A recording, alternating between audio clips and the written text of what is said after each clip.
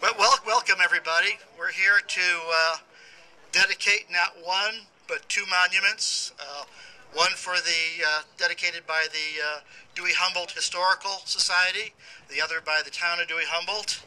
I've had a couple of people say, well, today's the 101st birthday of Arizona. We missed doing this during the Centennial. And where it is true that the Centennial year officially ended yesterday, I look at that we're kicking off the first 100 years right here in Dewey-Humboldt. So welcome to the next 100 years. Before we have a couple of guest speakers, there are some people I want to recognize. First of all, one of the reasons we're all out here is Skip and Nay Raines and Kathy and Gerald Hoyer. They were at a Yavapai County Centennial meeting and heard about the whole concept of the monument in the box. They brought it back to the Historical Society, and we were excited about doing a monument.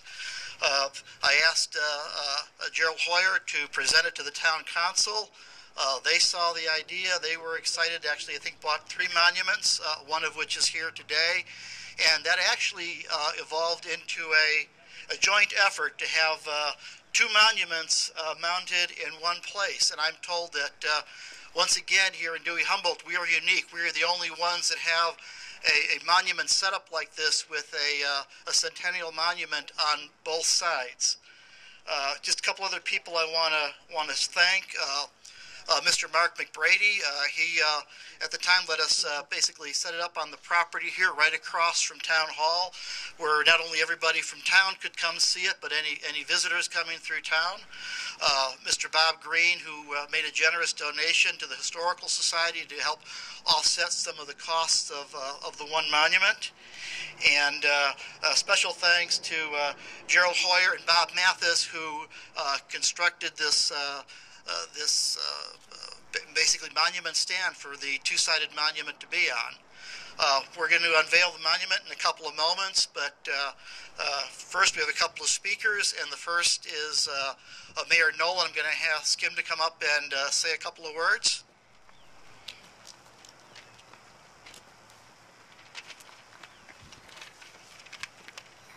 Thank you, David.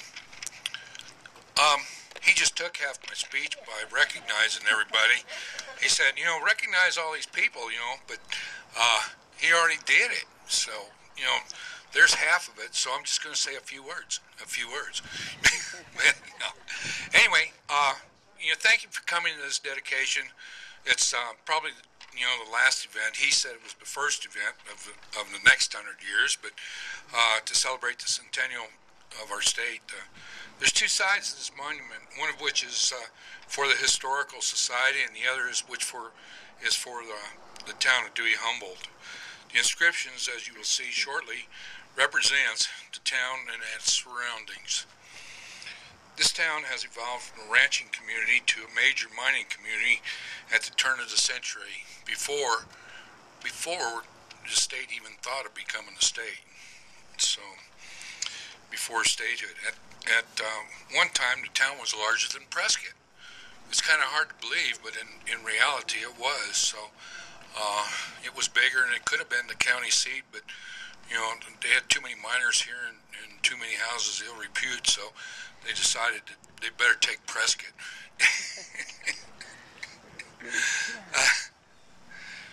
Anyway, the town and mining played out, so the town diminished in size, and now it's to what it is now. And we're a diverse community of ranchers, senior citizens, families, striving to make a living in a rural area, to raise their families in a small atmosphere town with a lifestyle that is unbeknownst to the urban neighbors that we are near. So, consequently, David thanked everybody, pretty much so, and recognized everybody, but in respect, we need to acknowledge the town council for partnering with the Historical Society for the erection and permitting of this monument. So I want to thank the town for everything it's done.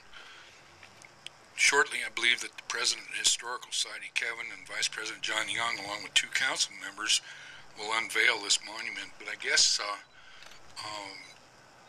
Young's not here, so maybe Kevin and Mr. Hoyer can do that, as well as a couple of council people, Mr. Hiles and Mr. Reppin, if they choose. So I want to thank you all for coming, and it's good to see people respond to this, and the people that are here, I appreciate their being here. So thank you again, Mr.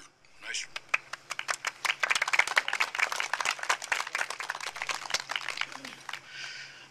Our next speaker, before we do the unveiling, is local historian and author Bill Cohen, who also knows quite a bit about the history of these monuments from the beginning. So I'm going to ask him to come up and say a few words about this. Thank you. I sincerely appreciate it. I'm Bill Cohen, and first thing I want to say is Happy Valentine's Day.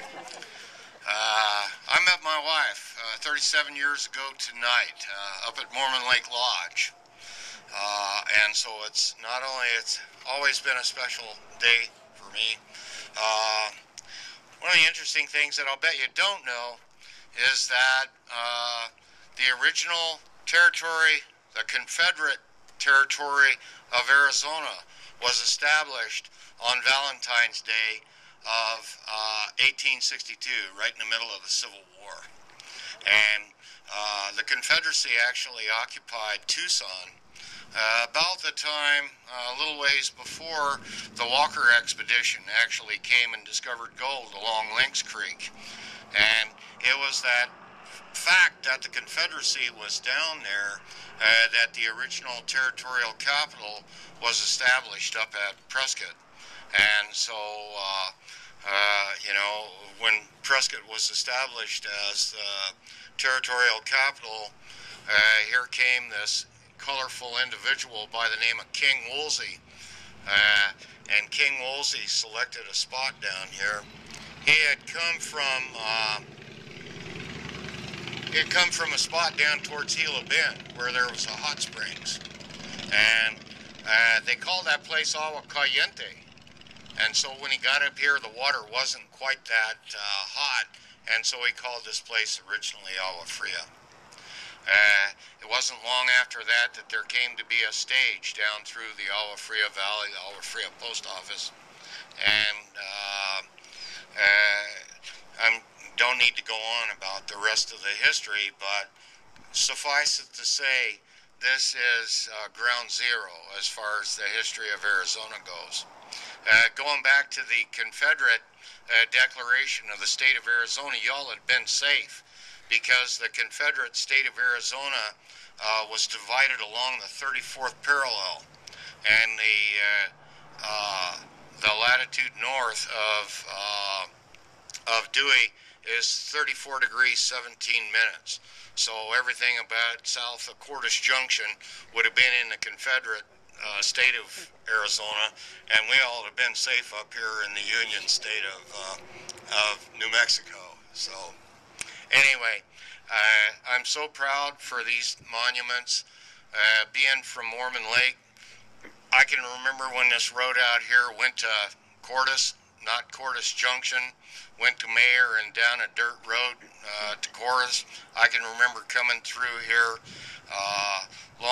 long years ago, and I had the vision of creating these monuments in rural places around Yavapai County, and I have been so proud to be in Ashfork or Prescott Valley or Walker or Clarkdale and Clemenceau, various places throughout the county, celebrating the Arizona Centennial.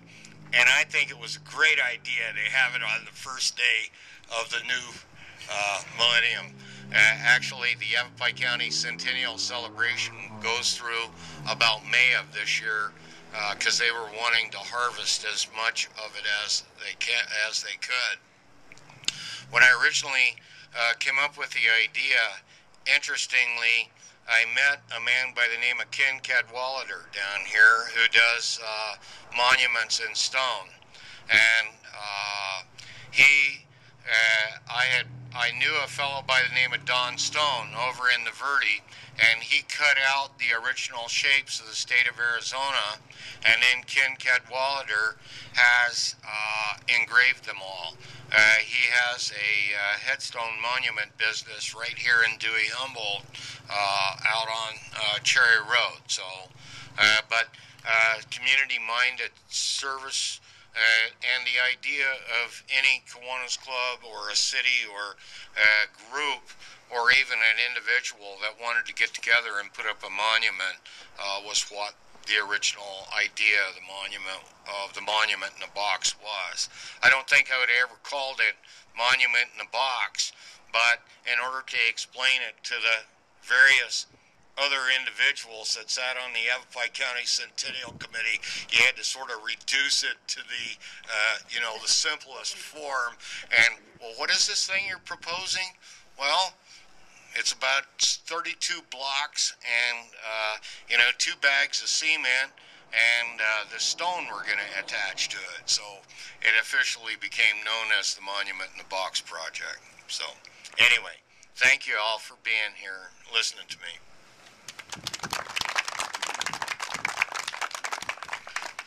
Thank you. Well, we're going to do the unveiling here, but before we do, just remind everybody that immediately after, we've got some light refreshments and so forth, sponsored by both the town and the Historical Society over in Town Hall. You're welcome to join us. So with that, I'm going to ask Jerry Hoyer to come forward because he was really involved in this whole thing for the Historical Society. Kevin Leonard, the president of the Historical Society. And then a couple of members of the town council, vice mayor, and we have another volunteer. Mayor, come forward, or Councilman Dave Hiles. Oh, okay, so we have 2 towns that are one monument that's dedicated to the date where we bridged the last 100 years to the next 100 years.